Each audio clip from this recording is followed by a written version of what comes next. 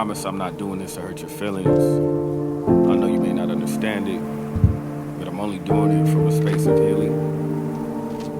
Know that anything I ever say is genuinely from a space of love. Always.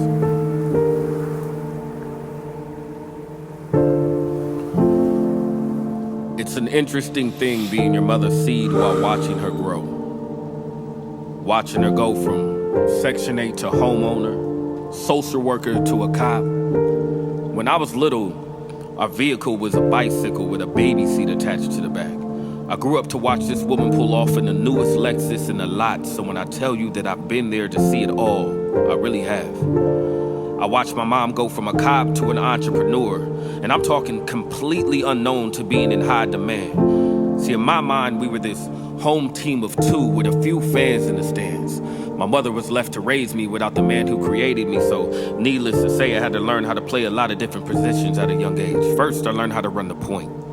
I wasn't into boxing, but instinctively I learned how to dodge and weave the emotional inconsistencies when her Prozac was low, and I laid low until she refilled either her bottle or her patience.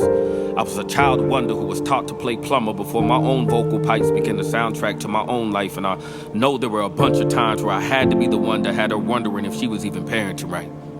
As a toddler, I was a throttle to her propeller, her boy.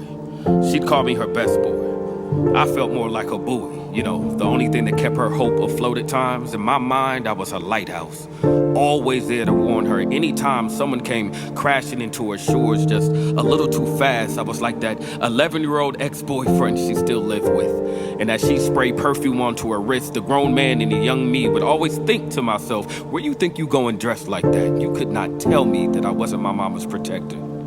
The judge and jury to every man trying to prove they were the best one for the job. None of them niggas ever lasted, but I did, until I didn't. And I was just a kid, while being the man of the house. Sitting on pillowcases at 12 years old to go buy packs of hair, 1A, 2B, make sure they're 100% Connect-a-Line, and boy, don't you forget to bring me back my change without that receipt. I grew up to be like that bird that left the nest but never flew too far away. See, back then, home was the closest thing I knew to healing. And I just assumed that tethered feathers always tended to mend quicker around the women who created them. But there's something far short of amazing that happens in the process of pruning when you discover that some of your feathers may have been plucked in disguise in the name of grooming. Because the moment I left that nest and became less of a place to feed my frequency, the moment I began to discover new things and new female wings, the moment these wings began to do exactly what they were taught to do, the moment I began to learn how to fly, it just seemed like an attitude became synonymous with my altitude.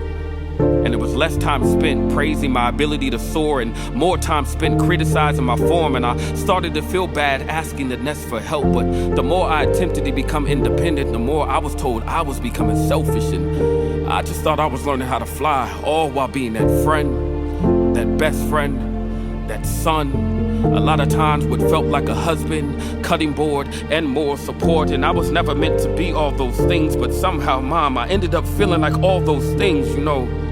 The purpose of cutting the umbilical cord is to teach a child how to eat on their own. Parenting is the ability to applaud your child for their first catch without feeling the need to criticize them for the size of the fish. It's having the ability to give them a standing ovation and finding comfort in your seat when you are no longer the main focus in their thank you speech. It's learning how to feel the love within the remnants of warmth as they learn how to bask in their own limelight. And in hindsight, I guess it's not so much of a surprise that with each passing day, my extended stay away from that nest felt a bit like retirement. I wasn't born to remain a co-pilot, because if I was, I wouldn't have been given these wings. But the truth is, Mom, I couldn't have learned how to fly without you. But Mom, I learned how to fly without you. And now somehow my ascension has me flying without you. And I know this sounds crazy, but some days I'm sorry that I found me. I'm sorry that I found these newfound boundaries, that I can only surround me with things and people that feed me with the right type of energy. It's an interesting thing to be in mourning of someone you know woke up this morning, to find yourself processing from a relationship in its twilight. But I know that we'll always have these stars. I know we'll always have these highlights. I promise to keep everything good inside of our box. I promise to take it with me every single where I go.